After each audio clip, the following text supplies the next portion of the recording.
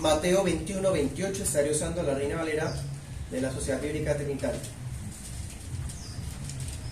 Mateo 21, 28.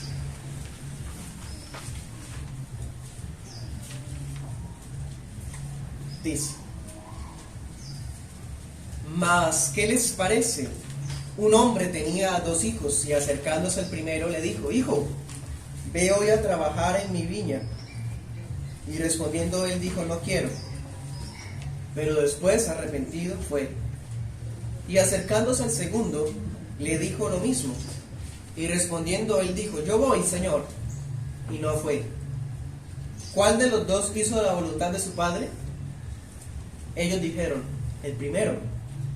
Les dijo Jesús: de cierto les digo que los publicanos y las rameras van delante de ustedes al reino de Dios, porque vino a ustedes Juan en camino de justicia y no le creyeron, pero los publicanos y las rameras sí le creyeron. Mas ustedes, viendo esto, no se arrepienten después para creerle. Amén. Bien, vamos a titular esta enseñanza así: la parábola de los 2 hijos. Como subtítulo: falsa piedad al descubierto.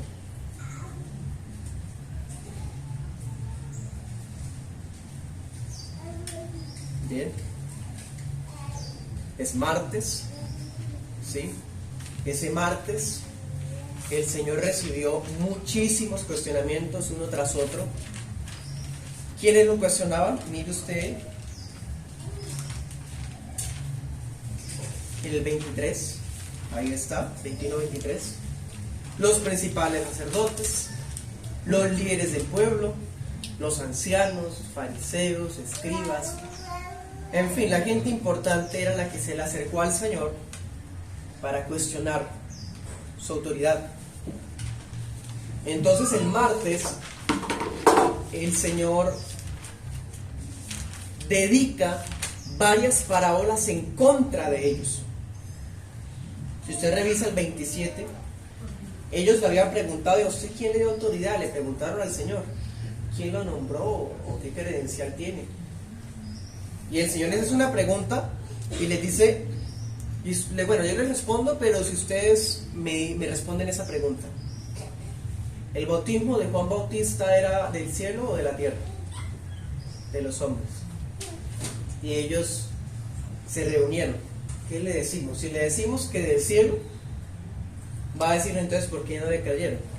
Y si le decimos que de la tierra, entonces la gente va a escuchar y nos van a apedrear porque la gente sí le creyó. Entonces dijeron: no sabemos. Y entonces Cristo les dice en el 27: tampoco yo les digo con qué autoridad hago estas cosas. Sí, ese tema lo estudiamos en Marcos. ¿Sí? Entonces dése cuenta, el Señor hace una contrapregunta, no son capaces de responderle, entonces ahora vuelve y les hace otra contrapregunta que está incluida en esta parábola. En esa conversación, cuando Él les dice tampoco yo les digo, Mateo nos incluye esta parábola. O sea, ¿se acuerdan que habíamos dicho esa vez que Marcos había omitido varias cosas, varias parábolas? Bueno, esta es una de ellas. La conversación se extendió y una de las cosas que fue omitida por Marcos y aún por los otros evangelistas es esta parábola. Esta parábola de hecho solo está en Mateo, es muy interesante.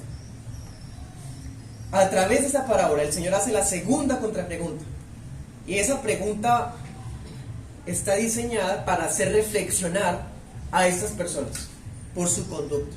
Bueno, estaremos estudiando esa enseñanza en 2 puntos. Primer punto: confrontando la falsa religiosidad.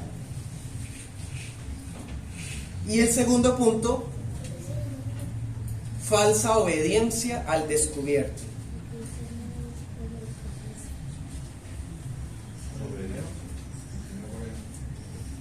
Bueno, comencemos. Primer punto: confrontando la falsa religiosidad. ¿Listos? Versículo 28. El rey, que está siendo cuestionado en esa oportunidad, le dice a los líderes de Israel: ¿pero qué les parece? ¿No? Una pregunta elaborada como para despertar su atención. y empieza a contar una parábola. Había una vez un padre de familia que tenía 2 hijos y él tenía un viñedo. El padre se acercó a sus hijos para pedirles que fueran a trabajar a la viña ese día. El primero de los hijos dijo: no quiero. Pero después de reflexionar, se arrepintió de su actitud y fue a trabajarle al papá a la viña. Y el otro, cuando fue al otro a decirle: ve y trabaja en mi viña hoy, el otro le dice: sí señor, ya voy. Y no fue. ¿Sí? Es ese ambiente familiar típico de confianza, donde puede llegarse a pensar: bueno, mi papá le puede pagar a un jornalero, a alguien que trabaja al día a día, ese trabajo, y si yo soy el hijo, él no me va a pagar a mí, entonces mejor no voy. Sí, habrá pensado el que dijo: no quiero. Y el que dijo: sí quiero, miren cómo habla, ¿no? Dice: sí, señor, o sea, muy respetuoso él, pero no va. Entonces, en el 31, el Señor hace la contrapregunta. Esta es: ¿cuál de los dos hizo la voluntad de su padre? Hermano, es muy didáctico. Genial. Ellos vienen con una mala intención de humillar al Señor, de cuestionar su autoridad, y ellos pues se ven derrotados, no son capaces de responder su primera pregunta, pero Él no quiere que se vayan así como así. Los retiene y les cuenta esa historia, una historia que francamente es llamativa, fácil de entender, ¿sí o no? Y la pregunta, fácil de contestar: ¿quién hizo la voluntad del Padre? ¿Cuál de los dos? Es más, son de esas preguntas que cualquiera dice: pues el primero. Como si el Señor estuviera sacándoles la respuesta, así como una invitación a que participen de lo que Él acaba de contarles. Y es más, ellos mismos de manera irresistible dan la respuesta, como son personas que siempre lo saben todo. El primero, dicen ellos, en el versículo 31. Entonces viene la confrontación. 31-32, en la Reina Valera actualizada 2015 dice: de cierto les digo que los publicanos y las prostitutas entran delante de ustedes en el reino de Dios.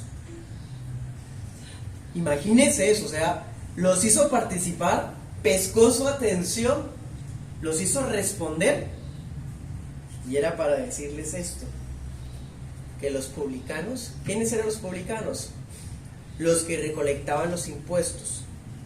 Para los judíos, los publicanos eran traidores, porque los impuestos eran para Roma, y los judíos querían ser independientes. Entonces, si un judío se volvía publicano, ¿qué era? Un traidor.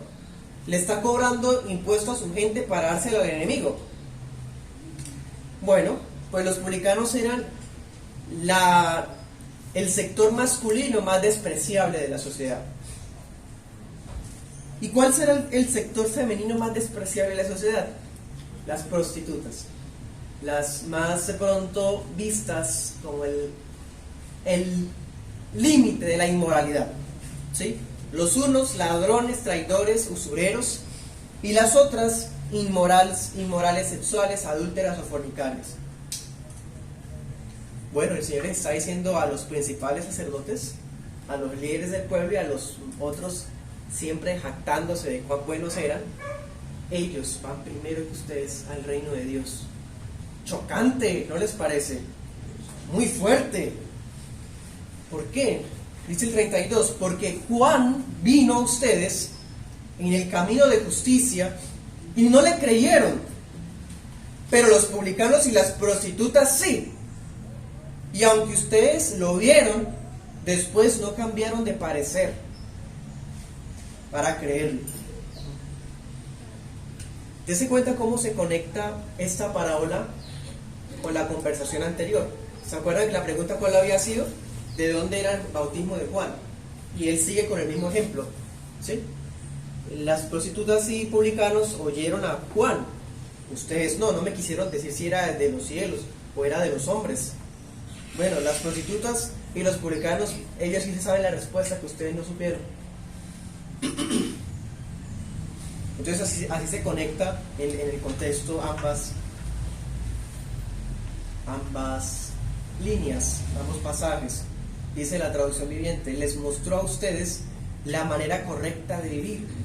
O sea, Juan Bautista había sido una persona intachable, que había predicado de manera intachable, pero para ellos, que siempre tenían un concepto enorme de ellos mismos, veían a Juan como si él tuviera tacha, y los únicos intachables eran ellos.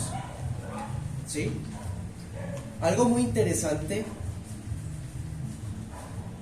que aparece en el versículo 29, eso debe usted resaltarlo si quiere en su Biblia. Cuando el hijo que dijo no quiero, dice después arrepentido fue. Esa palabra arrepentido no es la misma palabra que significa arrepentimiento para salvación. Aquí es un relato, solamente un relato, ¿sí? Esa palabra arrepentimiento significa cuando alguien se retracta, alguien cambia de parecer, ¿sí? Eso es lo hermoso de las Escrituras, pero también deja ver lo necesario de muchas veces de acudir a los textos originales, porque esa palabra en el griego muestra mucha emoción, como emotividad. Entonces esto nos enseña que esta historia era algo común que ocurría en ese momento, y que ellos probablemente eran padres. Entonces con mayor razón podían sentir, ¿sí?, la necesidad de responder y de entender de pronto la actitud de ese hijo que fue de pronto atrevido y que luego cambió de parecer. Muy, muy interesante, quería compartirles eso. Algunos piensan que ese era el hijo mayor, el que dijo que no y que después cambió de parecer. Pero hermanos, lo más importante de esta parábola es que el Señor les hace opinar. Ellos opinan, y con haber opinado diciendo el primero, ellos estaban autoincriminando. Mire cómo el Señor es de sabio, y a veces es necesario confrontar así directo para que de esa manera la persona como que caiga en cuenta que está mal. Y ni así, hermano, ni así cayeron en cuenta. O sea, se dieron cuenta que era contra ellos, pero no se arrepintieron, ¿sí? El Señor logró que se autoincriminaran. ¿Por qué? Porque ellos eran como ese hijo que conocía la voluntad de su padre. Ese hijo que dijo, sí Señor, yo voy, y no fue. Esos eran ellos. A todo el mundo les mostraba su apariencia, su fachada, de que eran muy rectos, y todo el tiempo hablaban de la ley de Dios, pero su vida no era coherente. Entonces el Señor les está diciendo, y ellos mismos lo testificaron, que ellos no son ni siquiera como el primero de los hijos, sino como el otro, el que dijo, sí, voy, pero no fueron. Con sus palabras decían obedecer, pero sus hechos mostraban su verdadero desprecio contra la autoridad. Claro, y el Señor dice, Juan Bautista fue enviado por Dios, pero ustedes prefirieron conservar su posición y rechazarlo, a pesar de que era levita, hijo de sacerdote. El hombre llevaba una vida de estricta pureza, hasta como se vestía recordaba a los profetas del Antiguo Testamento. Su mensaje era poderoso, y más encima, como decimos en Colombia, los publicanos y las prostitutas se convirtieron. ¿Qué más señales había de que era de Dios? Pero no, lo rechazaron, porque eran como ese hijo que dijo, sí, yo voy, y no fue.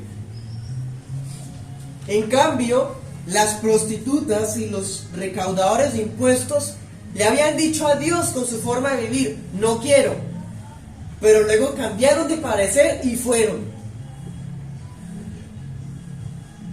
Esas personas que llevaban una vida censurable, abiertamente rebelde contra Dios, sí habían prestado oído a la predicación de Juan Bautista. Muy irónico. Los que se creían justos a su propia vista no lo escucharon. Y los que eran personas de verdad que estaban en pecado, sí escucharon. Ellos, las prostitutas y los publicanos, fueron como ese hijo que inicialmente se había negado a servirle al padre, pero que arrepentido terminó yendo a trabajar ese día en el viñedo de su padre. Ese era el tipo de gente que acudía a Juan Bautista. ¿Sí? Si quieren miremos Lucas 3, vamos a Lucas 3.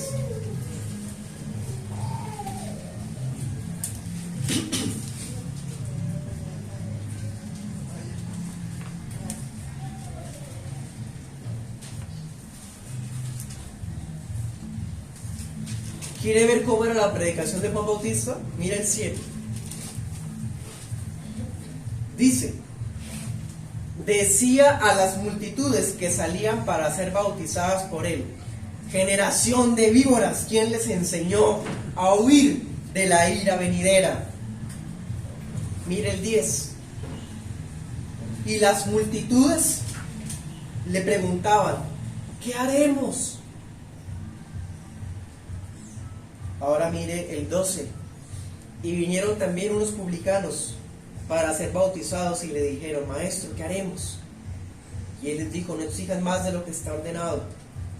¿Sí?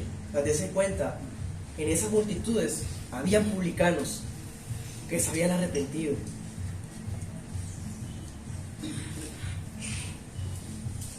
En cambio, ¿se acuerdan? Eso está en Mateo 3. Los fariseos que habían ido y maestros y escribas decían: a Abraham tenemos por padre. Ellos sí no. ¿De qué tengo que arrepentirme yo? No, yo no. Ellos sí que ellos sí son malos, yo no. Bueno, mire, ese era el tipo de gente que acudía a Juan Bautista para confesar sus pecados, que daban frutos dignos de arrepentimiento y que entonces iban a las aguas de bautismo. Esas personas, los publicanos, las prostitutas, aquí en Lucas 3 dice que habían soldados romanos, imagínense, soldados gentiles, paganos. Pues ese tipo de gente también era la que seguía al Señor Jesús. Mire Lucas 7. 7:37. ¿Se acuerdan? Una ocasión el Señor visitó a un fulano que era fariseo casualmente. El hombre ni siquiera lo recibió con un beso, que era la tradición, ni siquiera le lavó los pies, que era la tradición. En cambio llegó una mujer, ¿se acuerdan? Con un perfume, luego le secó con su propio cabello los pies. Y el fariseo que dice allá en Lucas 7:37 en adelante, usted puede leerlo, dice: si él fuera profeta sabría que es una mujer de mala vida. Ella sí atendió al Señor como él no lo hizo. ¿Sí? Entonces dense cuenta, ahorita con Juan Bautista vimos publicanos convertidos, y ahora con el Señor Jesús vemos una prostituta convertida que se arrepiente, que cree en el Señor y lo sigue. ¿Sí? Por eso estaban yendo por la delantera al reino de Dios. Cito al doctor McDonald, abro comillas: los pecadores reconocidos reciben el evangelio con mejor disposición que los que tienen un barniz de falsa piedad. Cierro comillas. Tal cual, hermanos. Mucho cuidado. Un barniz, ¿sabe? El barnizado, ¿no? Una simple pasada ahí, una fachada, una pintada por encima para aparentar limpieza. Bueno, esa fachada no engaña al Señor. No engaña al Señor. En cambio, aquellos que de verdad reconocen su situación y dan el giro de 180 grados a su vida, esos son los que sí se arrepienten. Esos son los que van al reino de Dios. ¿Sí? Entonces, por eso es que estas personas, aquellos hombres, aquellas mujeres que eran los peor considerados por los escrúpulos judíos, iban adelante al reino de Dios, mientras los señores justos y buenos a su propia opinión estaban perdidos. Seguían aferrados a su autojusticia, a su posición social. Eran líderes, sacerdotes, y ya con eso sentían que estaban bien, pero no estaban arrepentidos de corazón. Y peor aún, dice el Señor, ustedes vieron con sus propios ojos multitudes de conversiones que trajo el ministerio de Juan, y ni siquiera con eso creyeron que él venía de parte de Dios, ni tampoco se arrepintieron de sus pecados. Leamos Lucas 7, 29.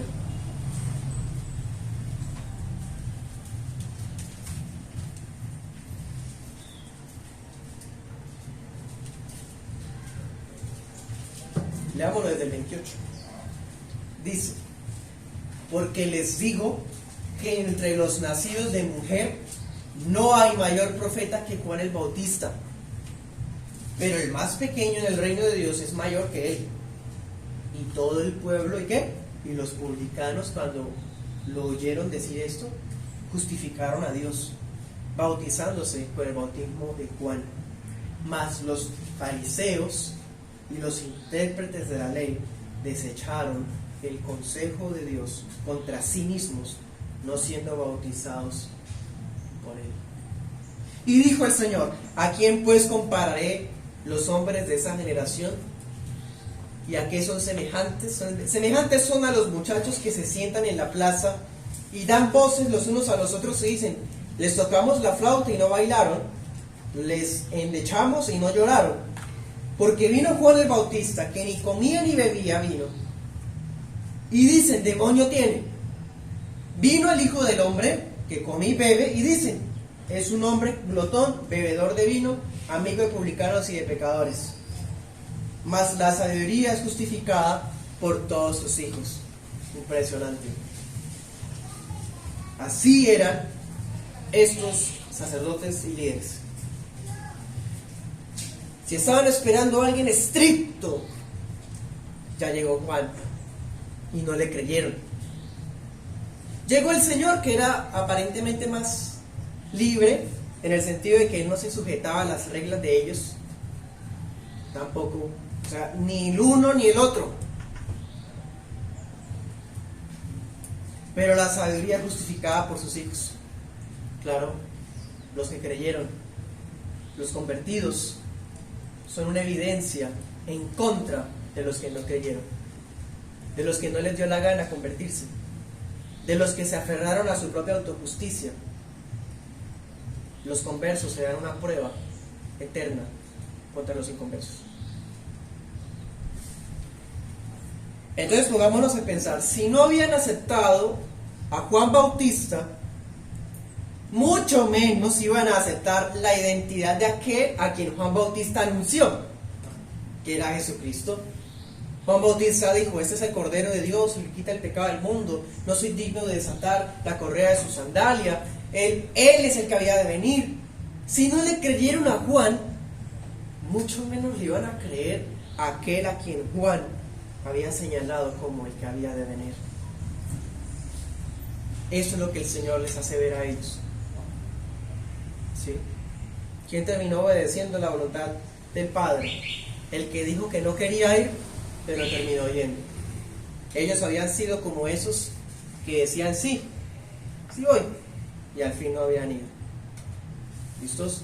Segundo punto: falsa obediencia al descubierto. En el primer punto vimos cómo el Señor confrontó esa falsa religiosidad de ellos, esa autojusticia. ¿Sí? Ahora veamos, expliquemos, ahondemos más cómo pone al descubierto la falsa obediencia de estas personas. Volvamos a la cita. Mateo 21, 28.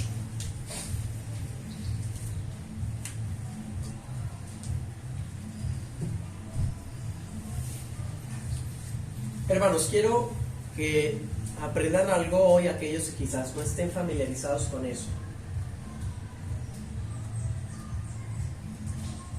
Las parábolas del Señor Jesús no tienen el propósito de simbolizar con cada detalle una cosa. Más bien, las parábolas del Señor tienen un propósito de enseñanza, es decir, Él apunta hacia una enseñanza. ¿Qué les estoy diciendo? Bueno, por ejemplo, en el 28 dice que un hombre tenía 2 hijos y había una viña, ¿sí? Está mal que nos pongamos a decir, bueno, ¿qué significa el papá? Ay, son 2 hijos, o sea, los 2 son hijos de Dios, porque igual son hijos, y así eso es que sigue siendo hijo. La viña, no, la viña significa esta cosa. No, las parábolas no están diseñadas para eso. Por eso uno tiene que conocer el contexto. Por eso aquí empezamos contándoles la conversación que estaba ocurriendo, para que entiendan la razón de ser de esa parábola. ¿Cuál era? Mostrarles a esta gente su error de aferrarse a su autojusticia y estar despreciando a los otros cuando los otros sí se convirtieron y ellos no. Ese es el centro, ¿sí? Esa es la finalidad. Pero ponernos a buscar el significado, hermano, a cada detalle, eso es peligroso. Eso se llama alegorizar y puede conllevar a malas conclusiones. Y pregúntele uno a las sectas que son especialistas en eso.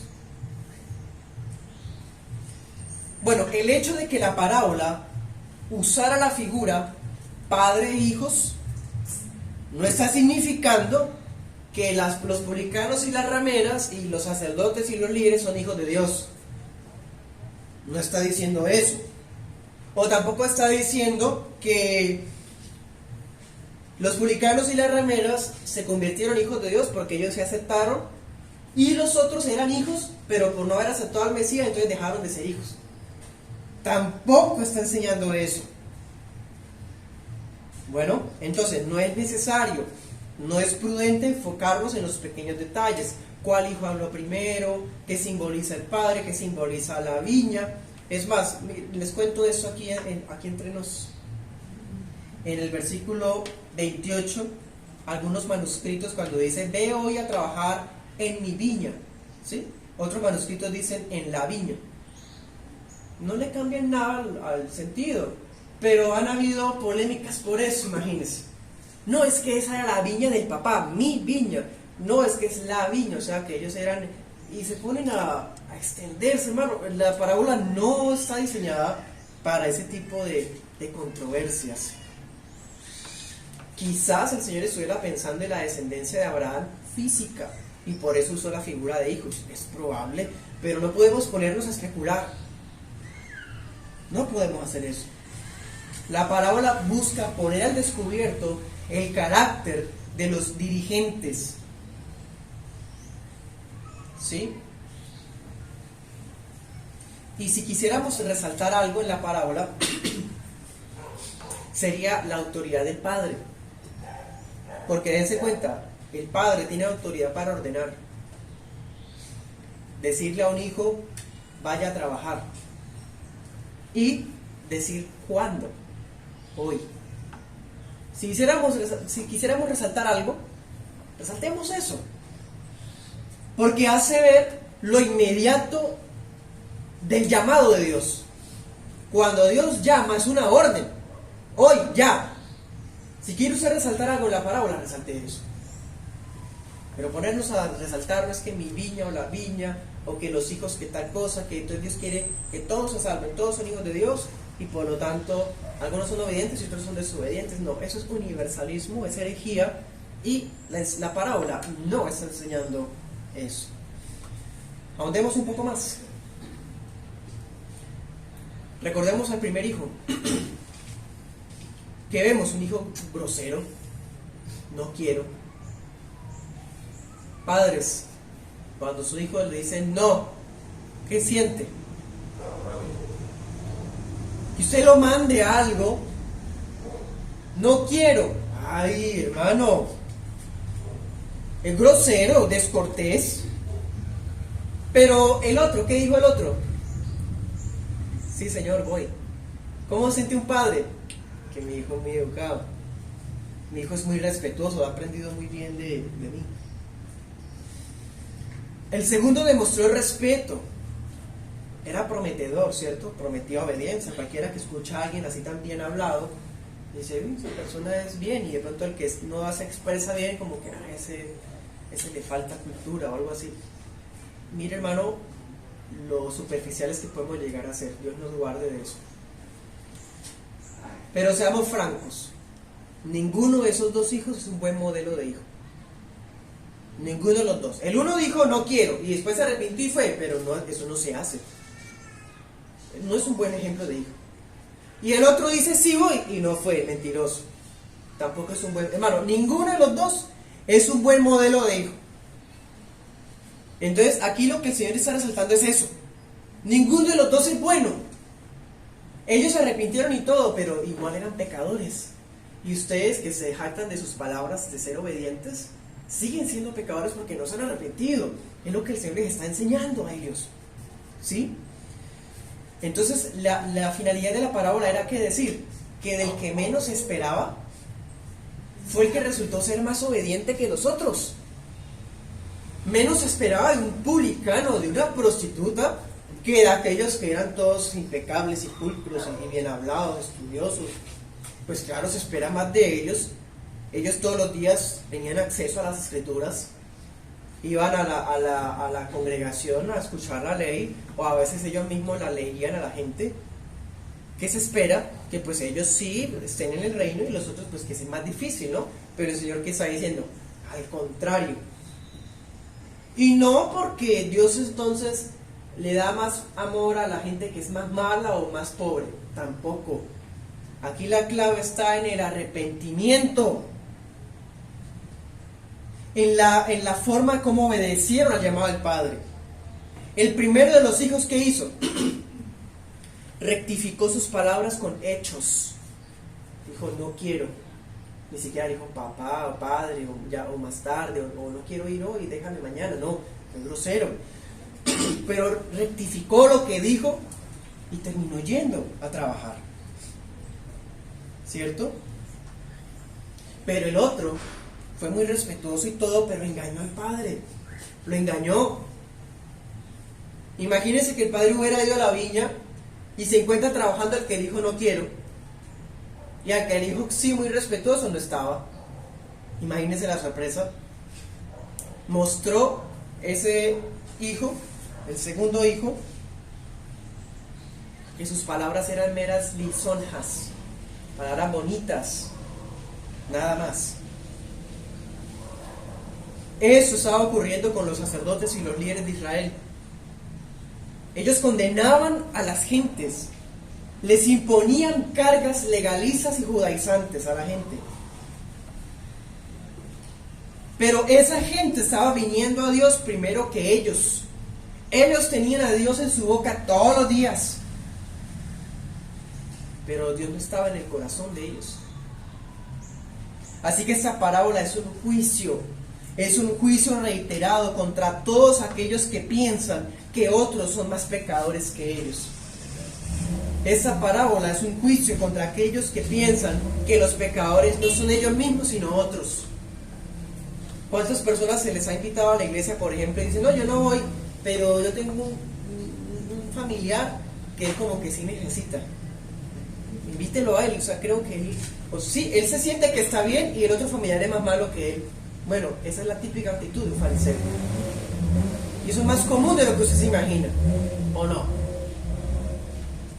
Yo no necesito arrepentirme, yo no necesito ir a una iglesia, yo no necesito estar leyendo la Biblia todos los días. Y empiezan a justificarse aún con los errores de otros.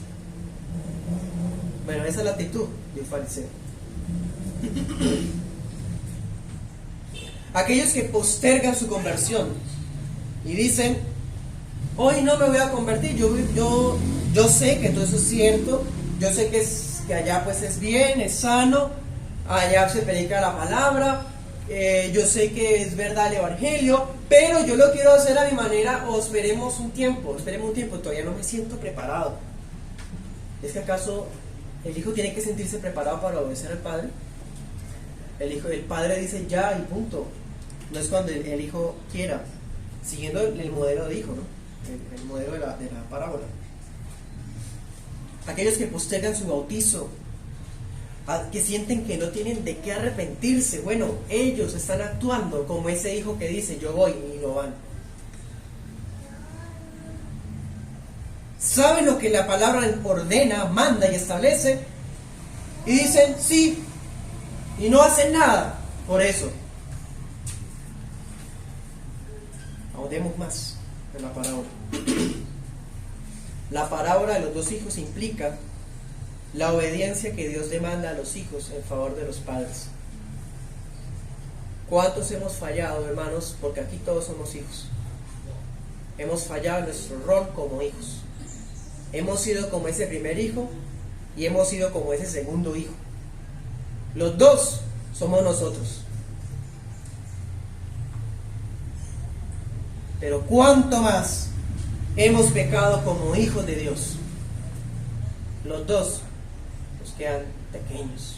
Hemos sido peores que esos dos.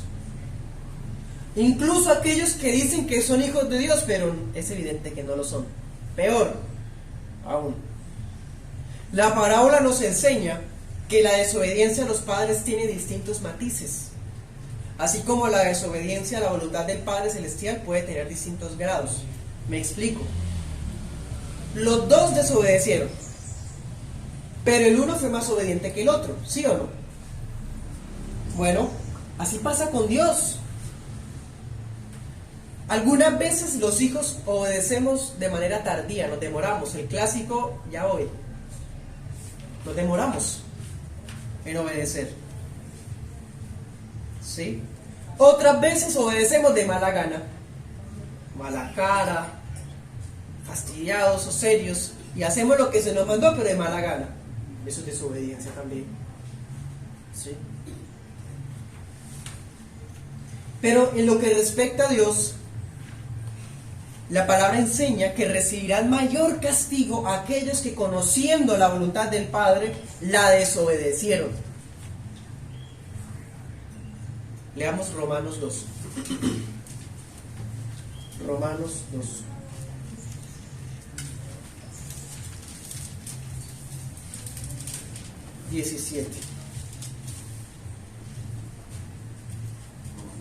Romanos 2, 17.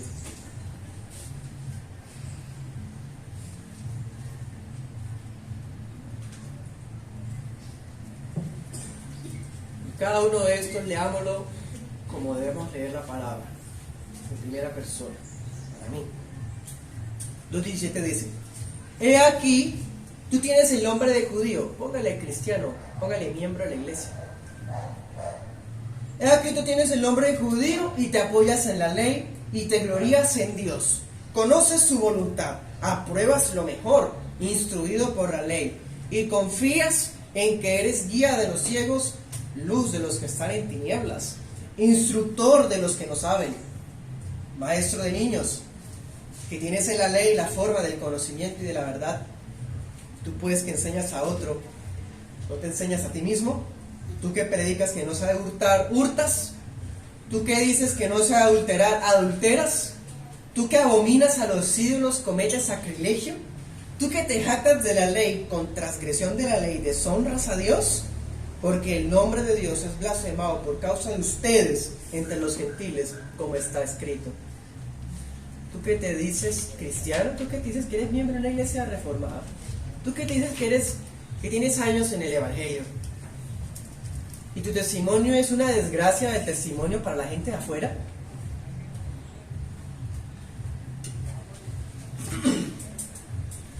Esos recibirán mayor castigo que los que no saben nada y están en pecado.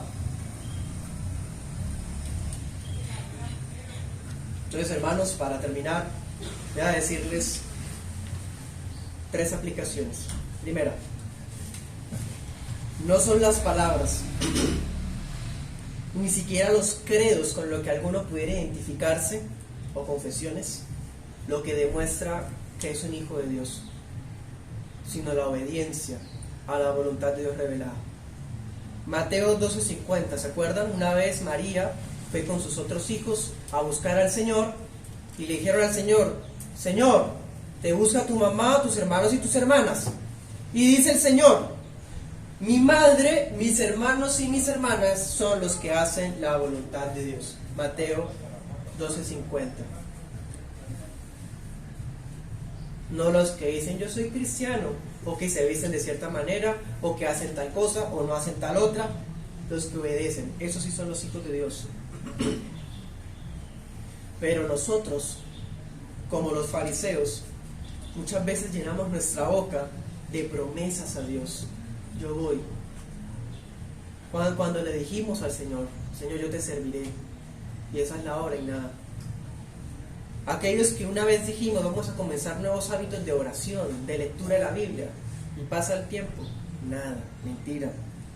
Aquellos que dijimos una vez: seremos piadosos con nuestra familia, yo y mi casa servirá al Señor, y el hogar, mentira.